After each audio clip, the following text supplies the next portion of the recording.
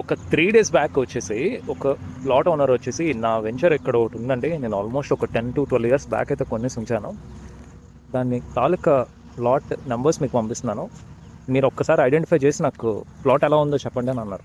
So actually వెంచర్కి నేనైతే చాలా కష్టపడి అసలు రూట్ ఎక్కడి నుంచి స్టార్ట్ అవ్వాలనేది అర్థం కాలేదు. ఎందుకంటే హైవే ఎక్స్పాన్షన్ అది అయిన తర్వాత ఈ రోడ్ అప్రోచెస్ ఏదైతే ఉన్నాయో పోయి ఉన్నాయి. సో ప్లాట్ ఇక్కడే అని మాత్రం అయితే తెలిసింది. సో ప్లాట్ ఇక్కడే అని మాత్రం అర్థమైంది. అసలు ఎక్కడ అని చాలా కష్టపడి వెతికితే ప్లాట్ నెంబర్ 7 అని మాత్రం కనిపించింది. ఈ ముందుకెళ్తే 6 అని మాత్రం తెలిసింది. సో ప్లాట్ నెంబర్ 7 తర్వాత 6 or 8 ఇలా వస్తుంది కాబట్టి కొంచెం ముందుకు వెళ్ళాను. అసలు వెంచర్ మొత్తం ఎలా అంటే అలా తయారైపోయింది. అసలు అంటే మెయింటెనెన్స్ అంటూ లేదు అసలు. సో ఒకటే అండి రిక్వెస్ట్, మీరు ప్లాట్స్ కొందాం అనుకుంటే మెయింటెనెన్స్ కూడా చేయండి. అట్లీస్ట్ ఒక 2 years 3 years కైనా ఒక్కసారి ఒక 10,000 or 12,000 ఎంతో కొంత పెడితే అట్లీస్ట్ మీ ప్రాపర్టీ ఎక్కడున్నదని మీరు ఐడెంటిఫై చేయగలుగుతారు. అలాగే చుట్టుపక్కల మీ ప్రాపర్టీ వాల్యూ అప్లిఫ్ట్ అవుతుంది. రీసెంట్గా ఒక వీడియో కూడా చేశాము. ఆ వీడియోలో కూడా మీకు కంప్లీట్గా తెలిసింది.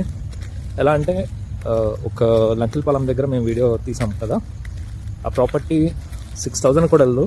మనం ప్రాపర్టీ మెయింటెనెన్స్ అదంతా కరెక్ట్గా చేస్తే ఆల్మోస్ట్ అది క్లోజ్ టు 9,000 10,000 వరకు కూడా వెళ్ళిపోయింది. మరిన్ని వీడియోస్ మేము ముందు తీసుకొస్తాం. Please to subscribe to our channel.